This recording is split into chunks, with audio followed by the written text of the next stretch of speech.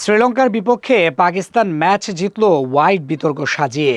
Umpire call দিলেন পাক বাহিনীর পক্ষে, স্পষ্ট হোয়াইট বলকে বললেন লিগ্যাল ডেলিভারি। তবে দুঃখের বিষয়, আম্পায়ারের বিতর্কিত সিদ্ধান্তে ম্যাচ জিতলেও টি-20 বিশ্বকাপের সেমিতে যাওয়া হলো না পাকিস্তানের। শ্রীলঙ্কার বিপক্ষে জিতেও নেট রান রেটে পিছিয়ে থেকে সেমিফাইনালে যাওয়া হলো না এশিয়ার এই দলটির। তাদেরকে পেছনে ফেলে সেমির টিকিট কেটেছে নিউজিল্যান্ড। দেখুন পাকিস্তান বনাম শ্রীলঙ্কা ম্যাচের শেষ ওভারের ভিডিওটি। শেষ 6 বলে শ্রীলঙ্কার জেতার জন্য যখন 28 রান প্রয়োজন, ঠিক তখন পাকিস্তান বোলার শাহিন আফ্রিদিকে নাস্তানাবুদ করেন ব্যাটিংয়ে থাকা দাসুন সনাকা। প্রথম বলে 4, এরপর টানা 3 বলে 3 ছক্কায় 4 বলেই 22 রান তুলে ফেলেন সানাকা। তবে শেষ 2 বলে যখন 6 রান দরকার ছিল, তখনই আম্পায়ারের বিতর্কিত সিদ্ধান্ত পাকিস্তানের পক্ষে। শেষ ওভারের পঞ্চম বলটি দেখুন, পাক বোলার শাহিন বলটি ডেলিভারি করেন ওয়াইড ইয়র্কারে, যা দেখেই বলা যায় ওয়াইড। বলটি মিস করেন সনাকা। এরপর সানাকা আম্পায়ারের কাছে ওয়াইডের আবেদন করেন, কিন্তু আম্পায়ার কোনো সাড়া দেননি।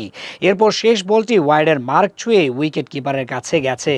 সেই ডেলিভারিকেও আম্পায়ার বৈধ ডেলিভারি হিসেবে ঘোষণা দেয়, যা দেখে শ্রীলঙ্কা কোচ জয়সূরিয়াকে হতাশা প্রকাশ করতে দেখা গেছে। হতাশ ছিলেন ব্যাটিংয়ে থাকা সানাকাও।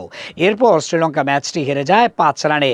যদি এই দুইটি বল ওয়াইড হতো, তাহলে ম্যাচের সমীকরণ ভিন্ন হতে পারত। এদিন সুপার 8-এ পাকিস্তানের শেষ ডু অর ডাই ম্যাচ। টি-20 বিশ্বকাপের সেমিফাইনালে যাওয়া মিশনে কঠিন এক সমীকরণ মিলিয়ে শ্রীলঙ্কার বিপক্ষে মাঠে নামে তারা। পাকিস্তান টসে হেরে আগে ব্যাটিংয়ে নামায়। তাদের সামনে ছিল মাত্র একটি সমীকরণ, তারা আগে ব্যাটিং করে যত রানই করুক, শ্রীলঙ্কার বিপক্ষে ম্যাচটি জিততে হবে 64 রানের ব্যবধানে। সেমিফাইনালে যাওয়ার এই সমীকরণে নেমে দারুণভাবে শুরু করে পাকিস্তান। ওপেনিংয়ে ফখর জামান এবং সাহিবজাদা ফারহান শ্রীলঙ্কান বোলারদের ওপর তাণ্ডব চালান। দুজনে ওপেনিংয়ে 176 রানের পার্টনারশিপে বিশ্ব রেকর্ড গড়ে তোলেন। ফখর জামান 84 রানে আউট হলেও সাহিবজাদা ফারহান 9টি 4 ও 5টি 6-এর সাহায্যে 60 বলে 100 করে আউট হন।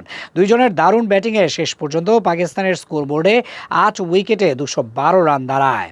213 রানের টার্গেটে শ্রীলঙ্কা ব্যাটিং করতে নামে। তবে পাকিস্তানের সেমিফাইনালে যেতে হলে অন্তত 65 রানে জিততে হবে, অর্থাৎ লঙ্কানদের 147 বা তার কম রানের মধ্যে আটকাতে হবে। শ্রীলঙ্কাকে 147 রানের মধ্যে আটকানোর লক্ষ্য নিয়ে বোলিং করতে নেমে শুরুতেই উইকেট পেয়েছে পাকিস্তান। এরপর আবরার আহমেদের বলে আউট কামিল মিশারা। শ্রীলঙ্কার নেই 2 উইকেট 37 রানে। ঠিক তখনই মনে হয় শ্রীলঙ্কা অল আউট হবে 147 রানের আগেই, কিন্তু তার হলো না। শ্রীলঙ্কার উইকেট পড়তে থাকলেও রানের চাকা সচল থাকে। শেষ পর্যন্ত শ্রীলঙ্কা ব্যাটিং তাণ্ডব চালিয়ে থামে 207 রানে 6 উইকেট হারিয়ে, এবং পাকিস্তান ম্যাচ জিতলেও বাদ পড়ে সেমিফাইনালের দৌড় থেকে।